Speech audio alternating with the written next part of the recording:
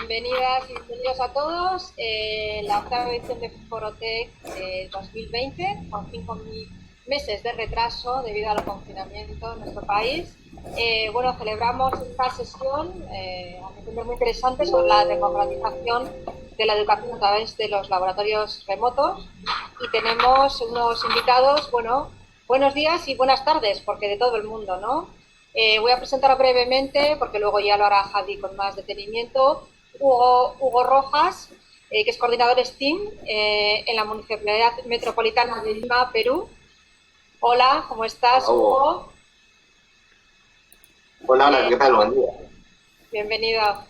El profesor Ignacio Idoyaga, de Argentina. Él trabaja en la Universidad de Buenos Aires, es adjunto a la Facultad de Farmacia y Bioquímica. Buenos días allí, ¿no? Buenos días a todos. Buenos días, Nacho. Tenemos también desde Costa Rica a Carlos Arguedas, que trabaja en la Universidad Estatal a Distancia y es responsable de los laboratorios. ¿Cómo estás, Carlos? ¿Qué tal, Carlos? Buenos días, muy bien. Saludos a todos.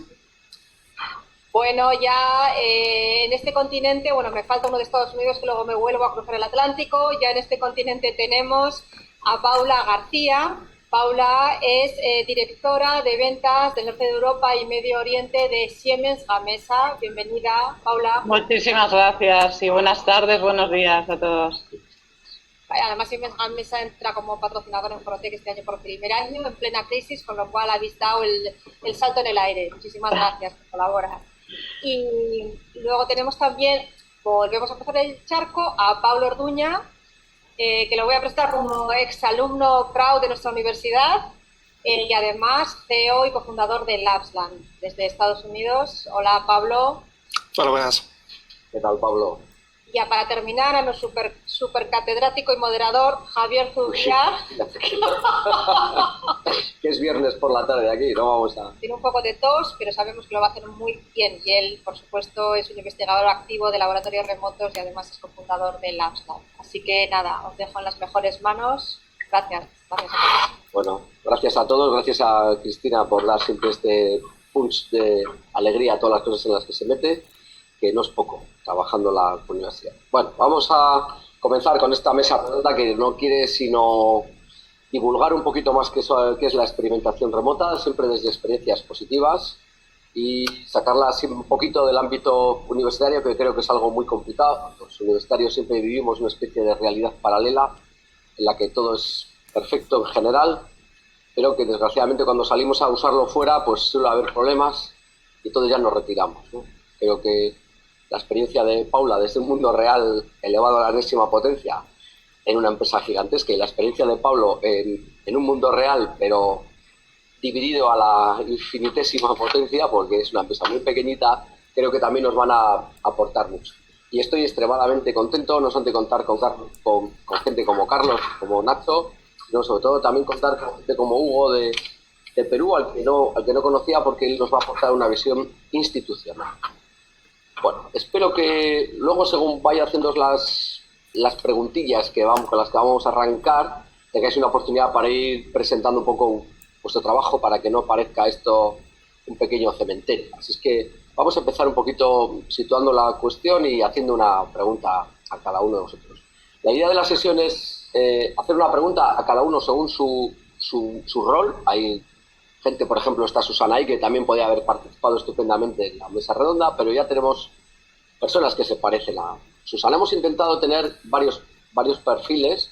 Uno es aquel que diseña, que ahí tenemos a Pablo, y otro es el perfil de los usuarios, como puede ser Carlos o Nacho. Hugo, que nos interesa muchísimo por su perfil institucional, es decir, por la parte que tiene de ciudadanía, y Paula, que es un poco el broche, aquello que es un poco el unicornio dorado, que es cómo se puede llegar realmente a saltar hasta un mundo ya súper real, ya no real, sino un golpe más. Os pido a todos que seamos cortos en las intervenciones. Voy a volver a decir lo que he dicho muchas veces, que es que a un profesor le das la palabra y se la queda, así es que os pido que la devolváis en un tiempo, a ser posible, responsable. Como vais a hablar como 5 personas, una cosa así, pues si hablamos cada uno 3 minutos, 4, podemos dar oportunidad a que luego los 20 personas que están del otro lado gente como José Luis, que estamos viendo aquí, César, al que no conozco, Susana, que está ahí, puedan hacer alguna pregunta o comentario que seguro que son interesantes. Bueno, vamos a empezar por Carlos. Carlos está en Costa Rica, Carlos le conocimos hace tiempo y Carlos nos dio una alegría porque él se quería convertir, igual que Nacho un poco, desde nuestro punto de vista, en prescriptor, es decir, en alguien que quería utilizar la experimentación remota para que su universidad diera un salto. Y la pregunta que tengo para él es un poco qué ve de positivo la experimentación remota, toda vez que un experimento remoto no es más que un experimento real en el que el alumno accede desde Internet, es decir, igual que esto es una reunión en la que todo es real, pero accedido mediante un link, un experimento remoto es eso. La pregunta es, ¿qué cosa tiene él, le explicó a su rector para convencerle que invirtiera una cantidad de dinero suficiente para un buen desarrollo? Carlos, cuando quieras. Hola Javier, bueno, hola a todos. Bueno, es una pregunta un poco compleja de responder, pero voy a ser un poco breve, ¿verdad?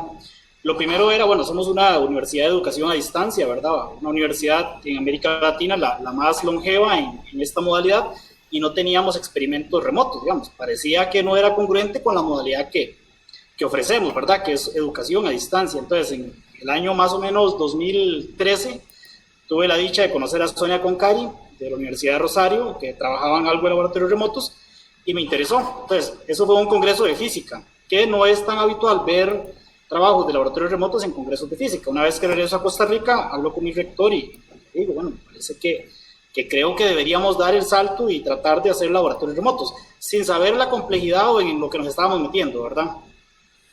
En ese momento tenemos bueno, tuve la suerte de hacer mi doctorado en Argentina y empezar mi proyecto en eso, pero ya habíamos dejado en la UNED la idea de que al regresar mi trabajo iba a ser desarrollar nuevos laboratorios remotos o desarrollar el laboratorio remoto de la UNED. El rector de su momento apoyó todo, hubo inversión de dinero fuerte, un espacio, un edificio increíble, que Pablo lo conoce, un edificio de tecnología de punta en realidad, y regresamos y empezamos a tener nuestros primeros laboratorios, tuvimos la colaboración de otros grupos, que sin esto realmente no se puede, y en eso el rector también de su momento apoyó de que tuviéramos la colaboración, por ejemplo, del grupo que por ahí vi, creo que había Juárez, de la Universidad Federal de Santa Catarina de Brasil, que nos apoyó en los nuevos laboratorios, Lapsland, y compramos Visir y empezamos a hacer nuevas cuestiones. Pero aquí, cuando uno habla de convencer al rectorado, yo creo que es el punto más fácil de todos. Creo que el rector fue el que dijo, sí, esto es lo que nos interesa, en eso tenemos que tener cierta visión y tenemos que tener proyección universitaria. La parte más compleja es convencer a los mandos medios, que son los que siempre, va a sonar feo, pero son los que a veces nos ponen trabas porque no entienden de lo que estamos haciendo. Y ahí sí que ha habido un trabajo bastante bueno de convencimiento para que los procesos burocráticos que se dan cuando se invierte dinero sean un poco más sencillos. Que eso, los que somos investigadores o somos profesores, creo que no estamos habituados a eso. No somos administradores. Y cuando estamos incorporados a un proyecto de laboratorios remotos, hasta tenemos que ser prácticamente todo, ¿verdad? Entonces, nos volvemos todólogos de la cuestión y aprendemos a hacer procesos. Con la pandemia ocurrió algo de que la misma universidad vio de que en su momento la inversión que empezaron a hacer hace unos cuantos años realmente había sido efectiva. ¿Por qué? Porque fuimos la única universidad en Costa Rica que tuvimos la capacidad, con ayuda del Lapsland también, de dar solución a nuestros cursos. Entonces, el mismo rector que tenemos ahora dice, bueno, lo de su momento fue efectivo. Y ahora en pandemia hemos desarrollado laboratorios diferidos, como 5 laboratorios nuevos. Creo que eso no es algo menor. La misma crisis no nos hizo entrar en crisis, sino que nos hizo ver las potencialidades que teníamos como grupo, tanto UNED como Lapsland, y empezar a hacer nuevos desarrollos. Y eso creo que ha sido gracias al apoyo que he tenido de rectoría, por ejemplo, también de otra oficina, del programa de laboratorios de la UNED, que me puso a disposición muchos de sus profesionales en química, en biología, en ingeniería, a trabajar en mi proyecto, y eso ha logrado surgir. Entonces, creo que la pregunta, como te decía, es amplia, pero a grandes rasgos esa sería una respuesta, creo que muy concreta. Ha sido demostrar de que el laboratorio sirve, para qué sirve, el estudiante se beneficia, y que además tenemos una proyección que nos ha permitido trascender. Qué sé yo, la UNED es una universidad pequeña en Costa Rica, pero una universidad pequeña en inversión, pero con muchos estudiantes, que ha demostrado que le hemos dado frente a la pandemia, y no solo para nosotros, sino para apoyar a otros grupos inclusive. Pues de mi parte, esa sería la pregunta, Javier. Muchas gracias, Carlos.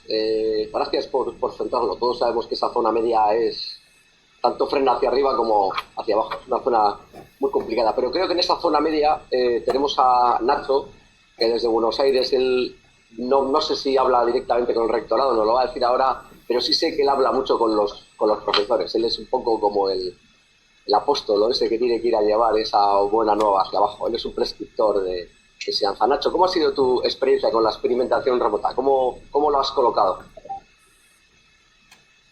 Bien, Javier, es una pregunta interesante, ¿no? ¿Cómo se logra comprometer al cuerpo de profesores para trabajar en esto? Y yo, desde que charlamos la primera vez y me estuve pensando qué fue lo que hice, cómo se logró, ¿no? Traté de sistematizarlo de alguna manera que quizás no sea exactamente lo que pasó, pero ahora haciendo una mirada hacia atrás, logro encontrar como 5 momentos distintos en el que hice cosas distintas, en el que hicimos cosas distintas para lograr que esto llegara como a buen puerto.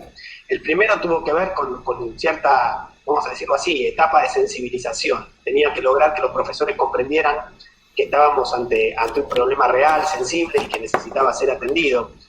En este sentido, la pandemia, por supuesto, puso en debate cómo llevar prácticas experimentales en entornos digitales.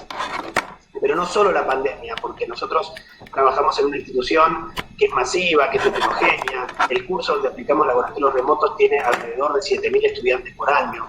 Es un curso de química, entonces es un curso muy masivo, donde los estudiantes aparte tienen recorridos educativos muy diferentes. Entonces, la primera cuestión tuvo que ver con esto, con entender que teníamos un problema y que había que buscar alguna solución. Hicimos charlas, debates, nos juntamos, reuniones de cátedra, etc.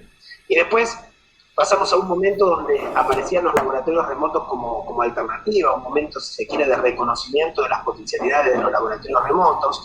Para esto tuvimos mucha ayuda, invitamos a expertos en laboratorios remotos, estuvo Carlos, estuvo Pablo en la universidad dando charlas, seminarios. Entonces empezamos a explorar los laboratorios remotos a través del Labsland, entramos, los vimos, identificamos aquellos laboratorios remotos que serían como más potentes dentro de nuestro curso, ¿no? Cuáles serían los más útiles. Una etapa como de reconocimiento. Y después llegó el momento de familiarizarnos con los laboratorios remotos, es decir, teníamos que lograr que nuestros profesores se convirtieran, bueno, al menos en usuarios experimentados o en expertos en laboratorios remotos, porque si ellos no los conocían acabadamente, digo, totalmente, la propuesta de trabajar con laboratorios remotos no se iba a poder llevar adelante. Entonces, ahí sí tuvimos muchas ayudas, intercambios con los diseñadores. Nosotros usamos laboratorios diseñados por UNED, y de esa manera, la verdad que ahí el equipo de Carlos estuvo moviendo permanentemente, respondiendo a nuestras solicitudes, intercambios, cuestiones que mirábamos, etc. Una vez que logramos todo esto, es decir, que los profesores entendimos que teníamos un problema, que los laboratorios remotos podían ser una solución, y que empezamos a conocer los laboratorios remotos, nos dimos cuenta de otra cuestión, que no era solamente una solución para recuperar la actividad experimental en la pandemia o para saltear las dificultades logísticas de recursos y de espacios que hacer actividades prácticas tiene con 7.000 estudiantes, sino que tenía una potencialidad intrínseca diferente, que era atender la heterogeneidad, en esto que ustedes hoy encuentran, ¿no? Democratizar, de alguna manera también iba en ese sentido. Nosotros tenemos estudiantes que entran a la universidad, es su primer año, es una universidad de acceso irrestricto, es decir, no hay un examen de ingreso ni ningún tipo de selección. Entonces los recorridos educativos y las necesidades educativas de cada uno de nuestros estudiantes son muy diferentes. Y los laboratorios remotos permiten, por ejemplo, repetir las prácticas, que un estudiante pueda hacerla más de una vez, o incluso hacer pequeños cambios, ¿no? Que puedan tener mayores grados de libertad. Y nos permitieron a los docentes también diseñar propuestas ajustadas a los diferentes perfiles, es decir, reconocer necesidades educativas de distintos grupos y trabajar de manera diferente, algo que no podíamos hacer incluso en el laboratorio presencial, por la imposibilidad de que estén, imposibilidad de logística.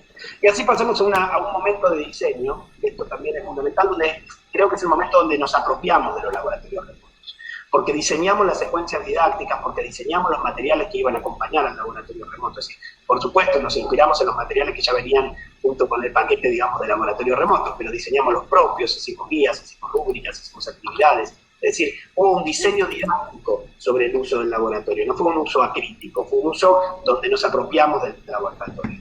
Y una vez que hicimos esto, nada, pasamos a la implementación, hicimos una primera implementación con 2.000 estudiantes a la vez, y no es solo la implementación, porque nosotros tenemos la filosofía de que toda innovación educativa tiene que estar acompañada de investigación. Y diseñamos también los instrumentos para investigar esta innovación. Instrumentos que tenían como objeto indagar sobre la usabilidad, sobre la satisfacción, sobre la percepción de autoaprendizaje de los estudiantes, e incluso sobre los usos didácticos que hicieron los docentes, y la verdad hemos tenido muy buenos resultados, e incluso hemos podido identificar algunas cuestiones que ya estamos charlando con los diseñadores de los laboratorios como para ajustar. Así que bueno, más o menos, si tuviera que estructurar lo que pasó, diría que pasaron estas 5 cosas. Bueno, me ha encantado todo lo que has dicho, Nacho, porque hablas un montón de frentes y que todos ellos forman parte del discurso de laboratorios remotos, y además lo llevas a un sitio donde a mí me gusta especialmente que esté, que es en el de los usuarios, el de qué puedo hacer, cómo lo hago, para qué me vale, digamos que sacando al Aslan de la ecuación y dejándolo como un perfecto proveedor de servicios. Creo que eso es muy interesante y vamos a volver luego con seguridad, Nacho. Quizá de todos los que están aquí, el que más me apetece escuchar, y no es por desmerecer al resto, es a Hugo de Perú, porque creo que el título que le hemos dado, que es un título adecuado para estos tiempos rimbombantes de distancia, de democratizar el acceso a la ciencia, me gustaría, creo, hasta donde entendí, Hugo, que las escuelas de Lima, muchas de ellas dependen del ayuntamiento, bueno, no sé cómo se dice ahí, ayuntamiento, municipalidad, y sobre todo, en una conversación previa contigo, Hugo, entendí que además os parecía una herramienta maravillosa para que cualquier persona con un acceso a Internet se interesara por aspectos científicos, sin importar de dónde vinieran y qué necesidad tenía de esos experimentos. Es que te pido un poco que nos conectes experimentación remota y ciudadanos, escuelas y potenciación. Genial, Javier, muchas gracias por la presentación. Un saludo a todos los que se han conectado acá desde Lima, Perú. Estamos trabajando en la Municipalidad de Lima como un apoyo en realidad al Ministerio de Educación de Perú, porque aquí sí la educación está, digamos, centralizada en el ministerio que gobierna todo el país, ¿no? Y lo que sucede es que está después dividida en unos órganos, y la municipalidad no somos un ente académico, pero somos un ente que brinda bienestar a la sociedad, a la comunidad, ¿no? Creemos que ese bienestar a través de la educación es muy potente. De ahí fue que les cuento un poquito la historia de esto. Primero yo de formación soy ingeniero químico, ¿no? Y luego hice la maestría en educación, de informática y tecnología educativa.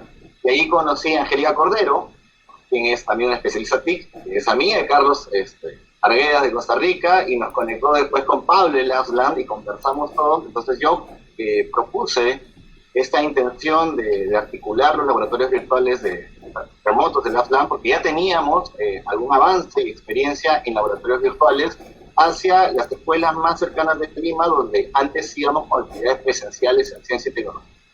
Y resulta de que esos talleres o el laboratorio, para mí, para muchos de ustedes seguramente, les recordará el espacio mágico de aprendizaje, donde uno puede hacer varias prácticas, probar, intentar, y además que en este modo remoto, como bien dijo Javier, solamente tenemos una conexión a Internet. Sin embargo, también tengo que poner en evidencia de que había una resistencia, como siempre pasa, a la innovación, ¿no? A lo nuevo.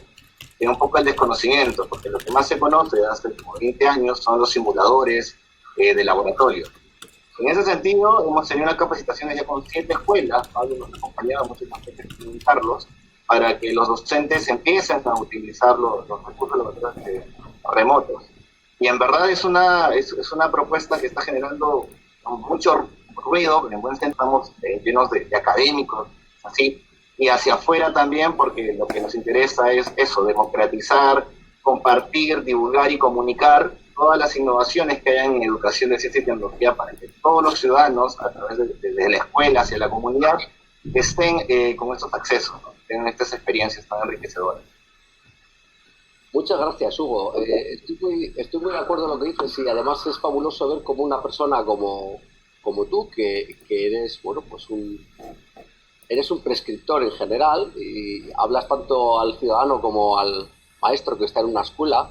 Para ti es un discurso que es único, porque en realidad el tener acceso a ese experimento no va condicionado por quién seas ni qué uso vayas a hacer de ello, sino simplemente por el mero acceso a ese recurso. Por lo tanto, es casi un elemento de libertad científica, ¿no? Bueno, pues si quieres aprender a programar, claro que puedes hacer un montón de cosas, y una de ellas es acceder a un Arduino, como los que tiene Pablo en Lapland, del que vamos a hablar ahora, o como cualquier otro recurso, los que tiene Carlos, o los que tiene Juárez, que vemos por ahí, o Susana, que está aquí, o bueno, y tanta gente que estará por ahí dentro de los casi 40 que estamos, que no soy capaz de ver porque no los veo. Bueno, vamos a preguntarle a Pablo.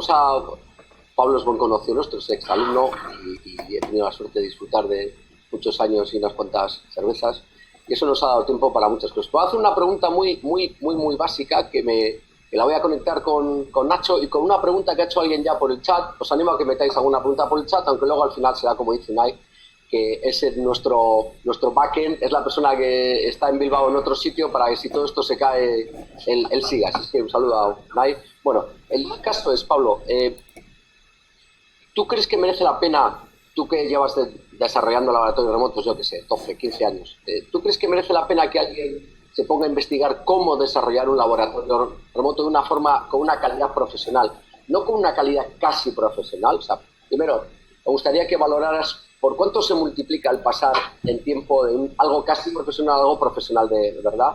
Y luego, es una pregunta que te la hago a ti, pero quizá luego nos la responderá muy bien Nacho y Carlos, digo, o merece más la pena dedicar ese tiempo y recomendarle a esa persona que nos ha preguntado qué plataforma usar, pues disfruta de ese tiempo usando esas herramientas, aprendiendo cómo evaluarlas, aprendiendo cómo investigar con ellas, haciendo papers con qué resultados dan, o cómo llevarlas a estas escuelas, es decir, y olvidándose un poco de cómo está implementado. Nadie corta el cable de internet para ver cómo van los unos y los ceros por el cable, a nadie se le ocurre, entiende que funciona y ya está, ¿no? Y no veo por qué en los universitarios siempre es verdad que somos muy curiosos y queremos entenderlo todo, pero a veces cuando usamos eso con herramientas que están más o menos establecidas, pues lo que hacemos es reinventar la rueda. Eso sí, nos damos la gozada de reinventar la rueda que se rompa el de 2 días, pero la hemos reinventado. Entonces, lo que le pregunto a Pablo es cuánto esfuerzo tecnológico hay detrás del Lapland y cuánto crees que merece la pena a usuarios finales enfrentarse a ese problema. Vale, muchas gracias por la pregunta. Bueno, no tengo una respuesta tan clara a esa, o sea, porque en parte, o sea, que ver, evidentemente, si no reescribimos la rueda cada vez que montamos un laboratorio remoto, hay una serie de ventajas que no es solamente la parte de no volver a desarrollar toda la tecnología que lleva y todos los años de desarrollo que llevan las diferentes tecnologías de laboratorios remotos, o sea, tanto como tecnologías nuestras como Visir o otras tecnologías que llevan muchísimo desarrollo de muchísimos tipos, tanto a nivel técnico como también a nivel pedagógico y demás. Sin embargo, sí que es cierto que también hay ocasiones en las que vemos desarrollos que ya se han construido sobre tecnologías existentes o desarrollos completamente desde cero, tienen unos resultados brillantes y que son muy interesantes. Lo que sí que es cierto es que una diferencia entre laboratorios remotos y, por ejemplo, como Hugo decía, la parte de simuladores, es que un simulador es una tecnología que una universidad puede desarrollar el simulador que funcione, o sea, que llegue a un punto de que funcione muy bien, y a partir de ahí cualquiera que acceda pueda entrar y pueda utilizarlo y funcione, y no hay un mantenimiento o algo por el estilo, ni hay unos problemas de escalabilidad ni nada así. Mientras que en un laboratorio remoto puro, en un laboratorio remoto en el que tú accedes a un laboratorio que está físicamente en otro lugar, ahí entra, pues como tú estabas diciendo, la parte de Unai o de gente que pueda arreglar mantener el equipo y toda la parte de calidad de servicio, de asegurarnos de que todos los equipos están funcionando, los que no, automáticamente quitarlos del pool de laboratorios, asegurarte de que haya múltiples copias en múltiples lugares, o buscar otras soluciones alternativas. Lo que también está aquí, o sea, de la UNIR, por ejemplo, que están desarrollando laboratorios con Lapland, basándose precisamente en otro tipo de tecnologías para asegurarse de que va a funcionar con muchos estudiantes a la vez, sin ningún tipo de problema y demás. Entonces, Nuestro rol como Labsan, de hecho, es prácticamente ese. O sea, que nosotros hablamos con muchos grupos de investigación que tanto que empiezan de cero como que ya tienen desarrollos hechos y demás, como por ejemplo también veo a César del TEC de Monterrey, que ya tienen una serie de infraestructura ya montada y que ya tienen un proyecto activo, que están montando una nueva universidad incluso, y que están desarrollando esos propios laboratorios, y en eso el apoyo que damos es diferente, lógicamente. Porque ya tienen, las necesidades que tienen son diferentes, que en el caso de Carlos, que efectivamente lo que quiere es pasar de 0 a 100 a tener de pronto todo el equipo de laboratorios remotos, y justo estamos ya desplegando también nuevos laboratorios dentro de nada. Pero también a gente como Nacho que empiezan de decir, vale, yo quiero es tener el laboratorio ya montado, ya funcionando, pues en el caso de los laboratorios de química, sobre los cuales yo pueda trabajar a otro nivel ya pedagógico y de utilizarlo realmente con los estudiantes, que es lo que importa, que es de lo que va todo esto.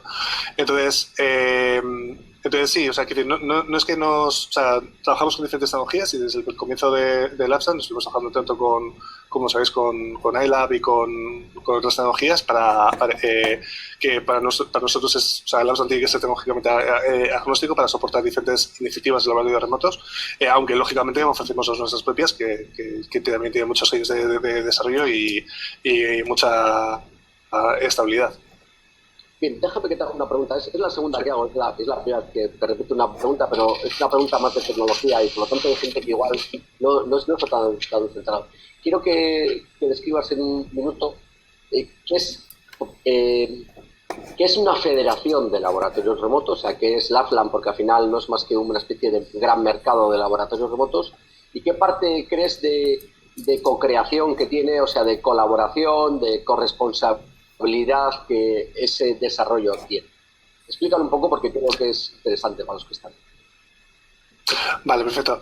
Pues cuando hablamos de federación de laboratorios remotos, a lo que nos referimos es a tener diferentes laboratorios de diferentes tipos federados, de manera que unas universidades pueden estar utilizando los laboratorios remotos de otras universidades, tanto universidades como realmente también tenemos colegios, o sea, hay diferentes tipos de instituciones, y que puedan utilizar los laboratorios de otras personas sin tener que implementar todo, o sea, tener que registrarse otra vez más en cada una de las universidades y demás.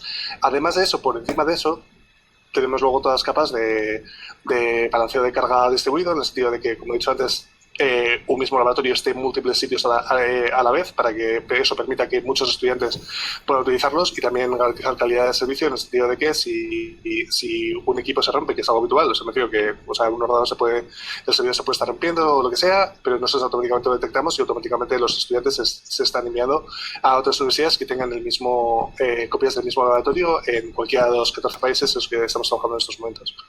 Entonces, esa es la parte de federación y lo que hacemos Labsan de colaborar con universidades para co-crear ese tipo de laboratorios con diferentes enfoques, ya sea con tecnologías como pues efectivamente WebLab Deusto o WebLab Live y demás, como desarrollos directamente a medida, como otros casos, para solucionar el problema.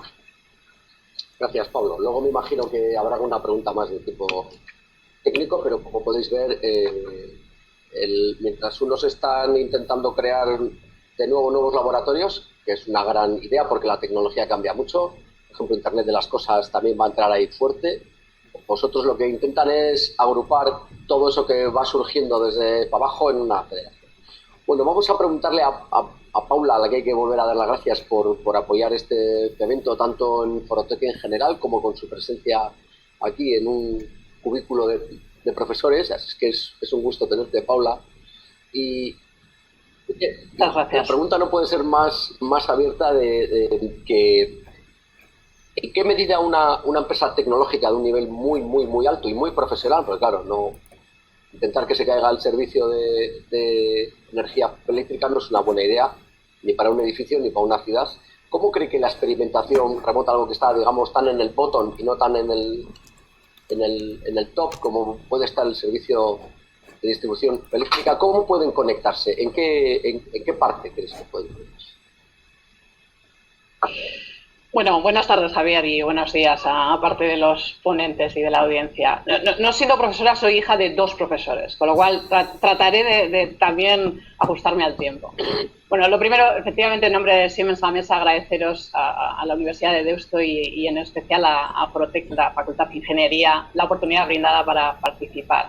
De esta mesa virtual, efectivamente, soy ese rara avis, al ser la única empresa privada de un tamaño relevante, tecnológica.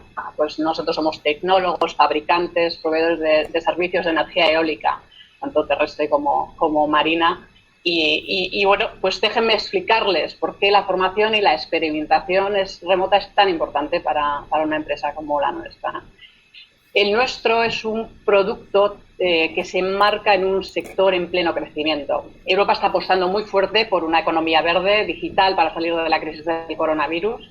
El 37% del famoso Fondo Europeo para Recuperación deberá destinarse a construir una Europa pues, sostenible y climáticamente neutral. Y además la UE, la Unión Europea, acaba de cambiar la meta para la reducción de gases de efecto invernadero de 40 a 55% en el 2030. Esta transformación que tenemos que hacer para llegar a estos objetivos tan relevantes se basa en la tecnología, obviamente. El sector de las energías renovables es un sector donde el desarrollo tecnológico es continuo, la innovación tecnológica es recurrente. Para que os hagan una idea, yo llevo en el sector 17 años. Cuando entré había unos aerogeneradores de 2 megavatios con una capacidad de producir muy limitada. Ahora estamos hablando de 6,6 hasta 15 megavatios en el terreno marino. Entonces, esto ha sido que de forma continua se mejoren nuestros productos, una renovación de la cartera de productos muy importante y, claro, por supuesto, nuestros empleados tienen que estar formados en todos estos productos que se están renovando de una forma recurrente. Un producto tecnológico puntero dura 12-18 meses, no más que esto. Entonces, claro, ¿dónde está la dificultad? Nosotros somos 24.500 empleados en 75 países y con perfiles culturales muy diferentes entre nosotros. Entonces, hay que asegurarse que hay una misma manera de presentar, de hacer las cosas, de entender la seguridad, de gestionar los proyectos. De aquí la importancia de la formación continua, la experimentación remota. Por supuesto que tenemos formación y laboratorios experimentales presentes en aquellos sitios donde estamos. Tenemos fábricas, Dinamarca, en Pamplona, en Estados Unidos, en Tianjin, pero es insuficiente. Ya lo era prepandemia. Sin embargo, pues oye, hemos tenido que reforzar. Esto nos supone que esta herramienta para nosotros es crítico en nuestro negocio. Y tenemos programas de aplicación de realidad virtual para que los empleados no tengan que ir y desplazarse a los parques, aplicaciones que replican comportamientos de aerogeneradores que permiten analizar causas y consecuencias, tanto internas como externas, redes, reproduce simulaciones, incluso grabaciones de eventos reales que afectan a la seguridad y salud. Esta formación no es exclusivamente técnica. Cuando hablamos de laboratorio todos pensamos en la parte técnica. Hay otras materias de un entorno siempre industrial que nos está permitiendo recuperar lecciones de todos estos 40 años que tenemos de experiencia y sobre todo de todas las tecnologías punteras. Nosotros, casi el año pasado hubo casi 17.000 personas formadas a través de este sistema, como digo, con distintas culturas, con distintas nacionalidades. Y en gran medida la formación y la experimentación remota, a la que todo el mundo tiene acceso dentro de nuestra compañía, nos está permitiendo crear una cultura común, ¿no? Dentro de nuestra diversidad de culturas. Está siendo la clave de nuestro éxito. Muchas gracias, Paula. La verdad es que dan ganas de ponerse a coger un molinillo de esos pequeños, por lo menos empezar con uno pequeño, a ver si llegamos a un kilovatio o una cosa así. Muchas gracias, Paula. Pues si no me equivoco, creo que hemos hablado todos y por lo tanto, bueno, es momento de que la audiencia tan fabulosa que he visto ahí, que estaba también Juárez y otras personas, nos hagan alguna pregunta o hagan al panel de presentadores alguna pregunta, bien vía chat o bien simplemente abriendo el micro y hablando por el mismo. Así es que, o incluso entre los propios panelistas, no hay ningún problema, que Hugo, Carlos, Pablo, Nacho pueden hacer la pregunta que les parezca. Vamos a esperar un segundo a ver si se anima alguien de la audiencia, bien vía chat o bien vía micro. César Cárdenas, Guadalajara, Jalisco, México. Muchísimas gracias primero por este evento, la invitación, Pablo, agradecerte ahí el apoyo que hemos tenido con LabsLab en un proyecto que tenemos de investigación. Para no ahondar más, eso será en otra oportunidad, pero la pregunta concreta es, ¿cómo ven la evolución de los laboratorios remotos versus la evolución que ha tenido Internet y tendrá en los próximos años? ¿Qué tanto se parece o se debería de parecer en ese ámbito? Porque Internet ahora vemos que es el gran sistema complejo de la economía digital y seguramente los laboratorios es un componente que le hacía falta y que habrá servicios que crear. ¿Qué opinan alrededor esa gran oportunidad? Y LabsLab como un ecosistema es como un internet de laboratorios remotos, yo lo veo así, donde habrá nuevos servicios. Entonces creo que ahí hay el tema evidentemente de Internet de las cosas, pero bueno, dejo así el contexto. ¿Ustedes cómo se imaginan ese futuro con infraestructura ahora conectada a Internet, que ya hay, pero bueno, abierta a la sociedad? Gracias. Muchas gracias, César. Un gusto tener gente de México, que es un gran país para todos los que hemos estado por ahí. Bueno, la pregunta no es fácil porque va tanto de abajo arriba como de para arriba abajo, es decir, Internet como algo que está por encima, pero también has nombrado al IoT, que es como un proveedor de bajo nivel que no se sabe si viene a solucionar o a causar el ruido de un enjambre de abejas, de los famosos bees que tal, pero muchos de los esfuerzos van por ahí. Me animo a pasar la pregunta a todos los que nos escuchan, a ver si alguien tiene alguna respuesta, o si no, yo creo que bueno, cualquiera de los panelistas puede hacerlo, que quizá Pablo sea por preferencias más técnicas que pueda estar más cerca. ¿Crees que Internet y la tecnología remota tienen un punto de encuentro ya definitivo? ¿No? Sí, yo creo que, vamos, o sea, me parece que sí, que claramente sí, que claramente la evolución por una serie de factores ha sido, o sea, está siendo mucho más lenta de lo que, o sea, de lo que ha ocurrido en muchas otras tecnologías de Internet, precisamente por los problemas que tiene, o sea, por la naturaleza de los laboratorios remotos. Y con esto me refiero a lo que estaba comentando antes, de que no es lo mismo pues, en un simulador que lo haces y ya puedes escalarlo, mientras que un laboratorio remoto, si lo digitas, para poder llegar a millones de estudiantes, pues tienes que tener un esfuerzo bastante más grande, y para poder hacer toda esa parte pues de lo que decías, de tener una gran red abierta a la sociedad de laboratorios donde se pueden conectar toda la gente, todos los laboratorios de diferentes instituciones y demás. Entonces yo creo que por la propia naturaleza la tecnología ha tardado más en llegar, pero sí que está creciendo mucho en cuanto a usos, o sea, en cualquier métrica que uses aumenta. Y de hecho, en el caso de, o sea, me gustaría también saber la opinión de Nacho en ese sentido, porque de Nacho, la Universidad de Buenos Aires, la universidad de, ¿cuántos sois? 300.000 estudiantes o algo así. Entonces, y utilizando laboratorios remotos en los últimos 2 meses, veo que hay más de 2.000 estudiantes ya utilizándolo. Entonces, quiero decir que desde esa perspectiva eso es algo que hace unos años ni nos planteábamos en el ámbito de laboratorios remotos, y ahora afortunadamente se puede, tanto por una cuestión tecnológica, pero también por unas cuestiones organizativas. Sí, hay un tema antes de que responda Nacho. Hoy por ejemplo, ya sé que os suena liviano, pero hoy he tratado de ordenar el despacho y he tirado un montón de actas de congresos y he guardado una que le he entregado al otro Nacho, a Nacho Angulo, que estaba hasta ahora aquí, porque esa acta era de un congreso que fue en Budapest hace ya unos cuantos años, en que presentamos un laboratorio remoto que se llama Plug and Play. Entonces, realmente lo metías a la conexión Ethernet y él automáticamente se publicaba y estaba ya disponible para cualquiera que estuviera en la red. Y también en ese tiempo le dimos vueltas a intentar diseñar algo que fuera como un Google, un buscador de experimentos remotos, no experimentos, sino de hardware remotamente conectado. También lo dejamos porque vimos que no era tan fácil. Pero en un ideal y seguramente Nacho en Buenos Aires nos puede dar alguna luz ahí, un alumno también podría hacer, si la tecnología fuera sencilla, un experimento remoto como hacen Carlos en Costa Rica, y Juárez, que lo hacen a millones con un Arduino, y simplemente cuando está ese experimento acabado y funcionando, conectarlo con un cable a Ethernet y ofrecerlo a toda la comunidad que esté ahí. ¿Cómo veis eso, Nacho? Bueno, yo creo que varias cuestiones los escuchaba y estoy de acuerdo con todo lo que decían, por supuesto, y creo que los laboratorios remotos van a tener una rápida evolución. Me parece que también tenemos que considerar el advenimiento de laboratorios remotos en áreas menos exploradas, y esto va a hacer crecer, por supuesto, el desarrollo de laboratorios remotos y de servicios asociados.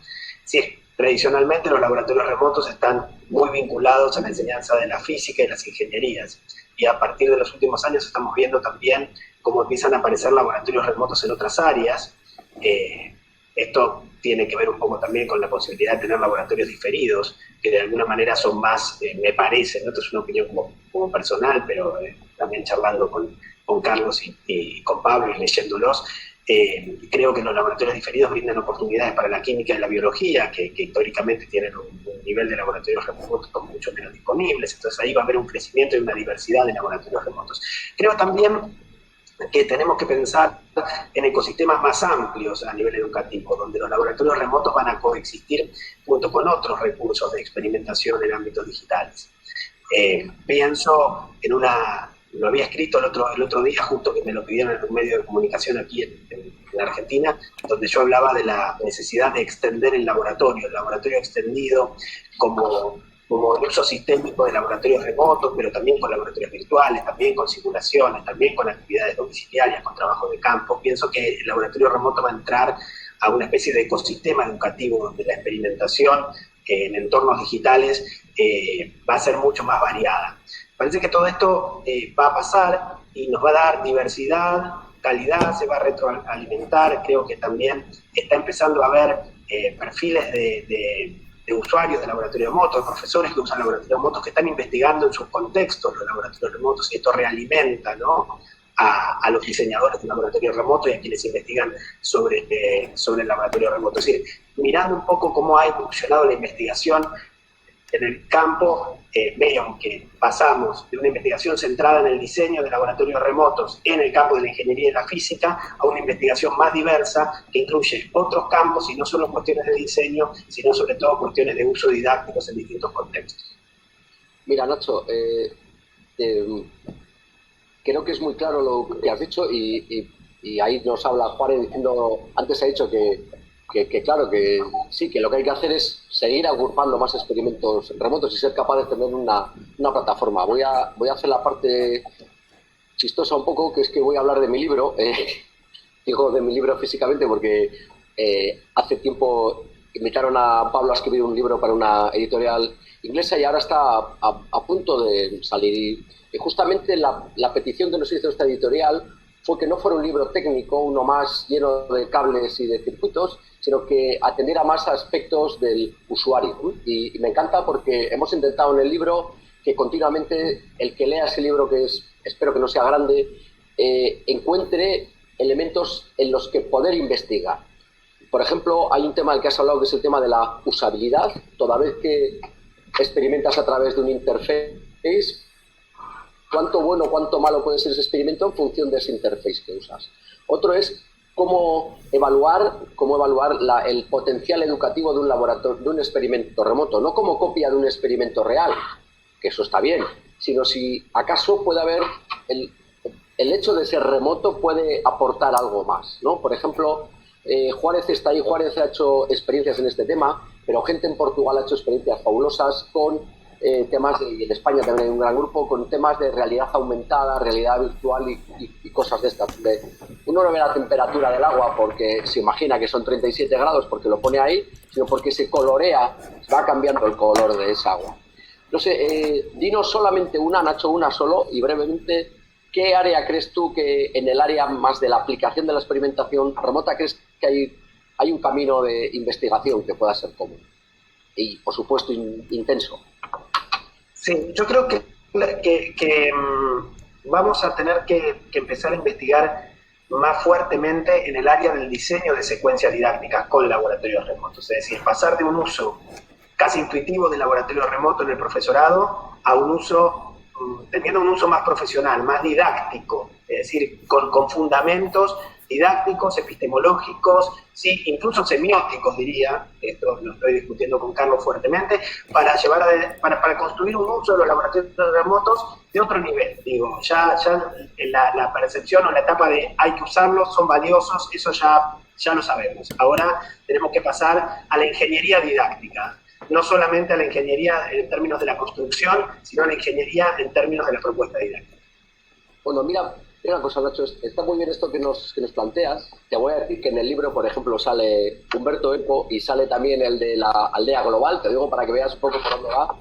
Y yo siempre he insistido desde mi posición en Teruel Lab Duston que era muy importante no dotar de artefacto didáctico a los experimentos, porque eso, si estaba bien, iba a convencer a solamente a aquellos que les pareciera que estaba bien, y si estaba mal, iba a sacar de la ecuación a todos los demás. Entonces, digamos, yo siempre digo que nuestros experimentos están desnudos, son la pura experiencia de laboratorio, y que tiene que ser el profesor, o ojalá gente como tú, Nacho, o gente como Carlos, que tenga una visión más completa, más epistemológica, para encajar todo eso bien en una experiencia didáctica de calidad y de valor, donde ojalá seáis capaces de encontrar ese camino distinto que la experimentación remota puede ofrecer. Es decir, no una copia del trabajo de laboratorio clásico con un papel, sino qué se puede hacer ahí. Si es que y ajustado al contexto, Javier, que es algo muy importante también, ¿no? Pensar que el diseño de la secuencia es para cada contexto. El diseño del laboratorio pues, es para todos. Eso me parece. Creo, Nacho, que en eso diste punto en el clavo. Es decir, creo que lo que sí se puede llegar a lograr es un diseño de un repositorio de secuencias didácticas, porque en ese caso uno podría ir elaborando en cada contexto, digamos, desde las posturas epistemológicas que hablaba, desde lo propio de cada disciplina, desde lo que le extrae a la experimentación y al trabajo práctico que diseña el profesor. Esto es lo importante, porque cada trabajo práctico va a tener un objetivo diferente. Es decir, uno podrá a lo mejor destacar la conceptualización, en otro a lo mejor desarrollar otro tipo de capacidades o competencias, como lo quiera llamar, en función del marco epistemológico didáctico que uno se marque, ¿no? Entonces está buenísimo. Lo que sí coincido es en esta necesidad de considerar al laboratorio en su rol para aquello que pueda, como remoto, dar respuesta en términos de aprendizajes, integrado a otros recursos, porque esto es fundamental. Es decir, un docente tiene que tener a la mano el conjunto, y en el conjunto de ellos echar mano de uno y de otro en el momento que se requiere y en la manera de la necesidad de generar esos procesos de aprendizaje. Es como el director de orquesta, tiene que ser una sinfónica. No, es un animador. Cada instrumento tiene que estar en un momento justo. Javi, que Carlos nos aporte algo que tenemos que ir cerrando. Sí. De hecho, cuando Nacho menciona esto, digamos, estoy totalmente de acuerdo. Me parece que igual si hacemos una revisión de literatura no hay prácticamente nada escrito sobre cuestiones didácticas de laboratorios remotos. Creo que es un campo en el cual es floreciente porque no hay mucho, ¿verdad? Y no hay mucho porque el esfuerzo se ha ido más al diseño de laboratorios propios, no hacia el uso educativo. Por ejemplo, nosotros en la misma UNED nos hemos dado cuenta y cometíamos el error que al inicio no teníamos pequeños videotutoriales de uso de los laboratorios. Entonces, con todo esto de la pandemia, que no hay clases presenciales de laboratorio, ¿qué tuvimos que hacer? Nuevos videotutoriales para los alumnos, y realmente los alumnos los aprovechan. Entonces vamos haciendo pequeñas cosas educativas que nos dan resultado. Yo recuerdo algo que Dennis Gillett en algún artículo ha escrito, que dice que un laboratorio remoto debe ser pedagógicamente agnóstico.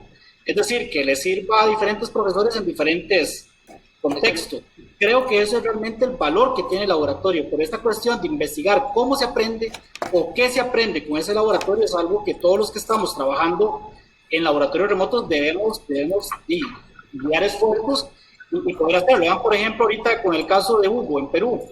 están metiendo laboratorios remotos, incluyéndolos en contextos de educación secundaria. Y creo que el resultado ha sido bueno, porque hemos intentado, con Pablo, de tener una visión un poco pedagógica de cuál es el uso de ese laboratorio. Y creo que si Nacho, en la Universidad de Buenos Aires, no hace el esfuerzo que hizo con su grupo, que realmente sé que ha sido grande, no tiene resultados como los que han tenido. De hecho, para Pablo, creo, y para mí mismo, yo nunca había visto tener más de 1000 usuarios en un solo laboratorio. Eso creo que inclusive, aparte de Visir, creo que ningún otro laboratorio ha tenido una acogida, y creo, me atrevo a apostar, a nivel mundial, de tantos usuarios en tan poco tiempo.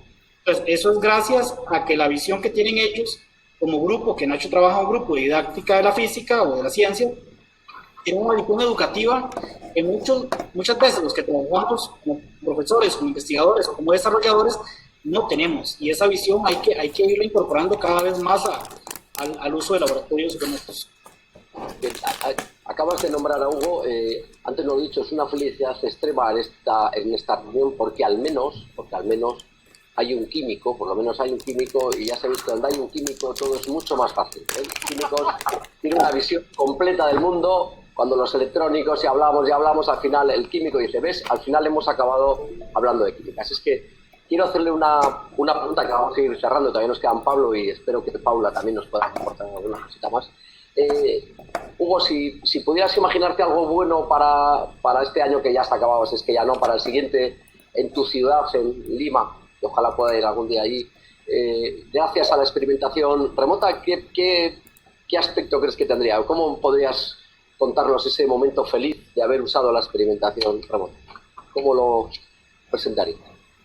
Bien, en verdad, bueno, primero que soy ingeniero químico, entonces el tema de los PLC, los controladores, para mí es muy bonito que los estudiantes de quinta y secundaria tengan ese inicio, ¿no? Esa preparación de espacio para que luego entiendan estas cosas más avanzadas de electrónica, que igual es muy importante en este mundo digital. Pero respondiendo a tu pregunta, yo creo que en verdad se está creando acá mucha expectativa. Yo sé que los chicos lo van a disfrutar y aquí es vital el profesor, ¿no? Estamos acompañando al docente, gracias siempre a Carlos y a Pablo, para que ellos vean de que es viable. Lo que pasa es que también acá en la formación docente quizás se ha quedado un poco en metodologías pasadas. Entonces estamos en una etapa de alfabetizarlos digitalmente, alfabetizarlos tecnológicamente, porque ellos tienen el tema pedagógico bien claro, ¿no? Y el tema didáctico, ¿no? Y es allí donde estamos trabajando con ellos, pero yo creo que en verdad va a ser muy potente acá hacia el 2021, que hay intenciones de hacerlo ya semipresencial o con burbujas educativas de algunos chicos, pero de todas maneras los laboratorios virtuales el siguiente año, que además cae el bicentenario de ciencia de Perú, va a tener un impacto fuerte. Así que yo les estaré compartiendo a todos, y los invito a que sea nuestro contenido con este hashtag de Territorio STEAM, las novedades y los logros que tengamos del tema de los laboratorios remotos. Me parece estupendo ese piloto.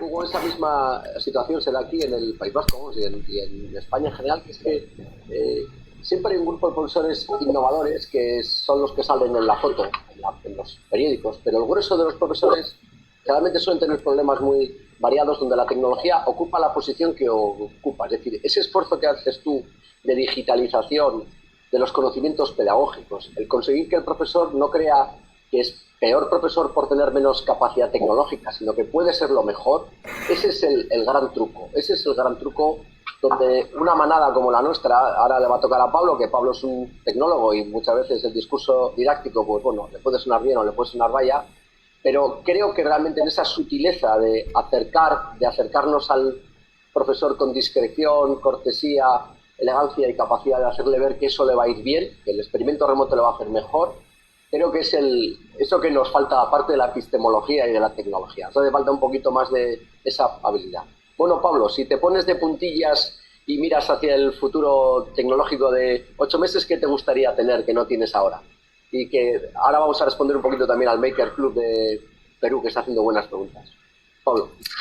Bueno, sí, la parte de la parte de tecnología no es, o sea, no es tampoco la más importante como estás diciendo para muchas cosas, por lo que a 8 meses nuestro objetivo no es tanto de desarrollo de tecnología como tal, sino más de prepararlo para toda esa última capa que, como decía Hugo, a veces para muchos profesores es complicado conseguir, o sea, sobre todo en colegios, es más complicado llegar a ellos y ofrecerles algo que directamente puedan enganchar en su currículum de clase de las asignaturas que tienen que dar, y esa es la parte que es especialmente compleja. O sea, si bien estoy completamente de acuerdo con lo que se ha dicho de que la explicación remota debería ser pedagógicamente agnóstica, como decía Carlos citando a Gillette, para poder llegar a mucha gente es importante, pero también para mucha otra gente es extremadamente vital darle los contenidos lo más alineado posible a su propia asignatura. Por lo que realmente depende un poco también, y los contenidos que das para un colegio no sirven para otro, incluso a la misma región. Entonces, que suele ser... entonces, nuestros retos son más en el sentido de estos momentos, aparte que estamos desarrollando tropecientos laboratorios en estos momentos y desplegando otros tantos, pero nuestro reto más importante es en esas capas. Bueno, Pablo, muchísimas gracias. Antes de cerrar, quiero saludar al Club Maker de Perú, porque está haciendo aportaciones muy valiosas que no hemos tenido en cuenta, que todas ellas tienen que ver con el género y con otro tipo de situaciones que son muy importantes, porque realmente el experimento es para todos, y incluso la ciudadanía, etcétera, etcétera. Bueno, que me está haciendo gestos, Cristina, de que vamos a cerrar, entonces antes de que me dejen aquí, que hoy es viernes por la tarde, a vosotros, a los de allí, os queda un buen rato. Vamos a pedirle a Paula si nos puede hacer esta pequeña... Claro, Javier, no, la verdad es que es un privilegio tener tanto experto y entender que vamos a tener el apoyo en el futuro, ¿no? Porque esta pandemia nos ha situado a todos en otra realidad, pero las empresas privadas necesitamos que haya gente puntera como ustedes que nos ayuden a que los negocios salgan adelante y que se desarrollen, sobre todo en estas circunstancias y sin estas circunstancias, como explicaba yo antes, ¿no? Y que todos aquellos nuevos empleos, nuevas profesiones que se desarrollen en el futuro también tengan esta base y que sea democrática para todos, que todos tengamos las mismas oportunidades para acceder a esta enseñanza. Realmente ha sido un privilegio tenerles y poder participar, incluso siendo una rara avis. Muchísimas gracias por la invitación. Muchas gracias, Paula. Bueno, antes de cerrar, que cerrará Cristina, si esto tiene un aspecto elegante, os quiero dar las gracias a todos los que directamente habéis participado: Paula, Hugo, Carlos, Nacho, Pablo, sobre todo a todos los de detrás, a los que habéis participado vía chat. Juárez, siempre tan cerca de ti, Susana, que estás ahí con todo el club y toda la gente que no he visto porque están por la parte de detrás. También muchísimas gracias, y muchísimas gracias a Forotec, a la facultad porque lo ha organizado, a Cristina porque se ha acordado de nosotros para organizar esto, y a Pablo por estar ahí a las 7 de la mañana, que yo creo que es el más madrugador. Un abrazo singular desde la distancia por nuestra parte, y le voy a dar la palabra aquí a Cristina para que cierre este evento. Creo que lo grabaremos, me imagino, y ofreceremos algún link. Eso es, creo que lo estamos grabando, creo que tenemos un colaborador por ahí oculto que lo está grabando y vamos a intentar colgarlo en la web en los próximos días. A mí no para atrás, pero se le ve. Y también hemos sacado algunas fotos, pero quería, además de daros las gracias a todos, porque como dice Paula, ha sido súper interesante y un honor participar en esta mesa redonda, que hemos querido hacerlo de 40, llevamos hora y pico, más de 42 personas, y la verdad es que podríamos seguir y seguir, pero como dice Javi, es viernes y hay que ponerle fin. Os invito a todos a poner la cámara, a los que queráis, y sacarnos una foto. Ay, está muy atento. Sacarnos una foto sin mascarilla. Javi y yo mantenemos el 1,5 metros. Sí, mirad, es más de 1,5 metros.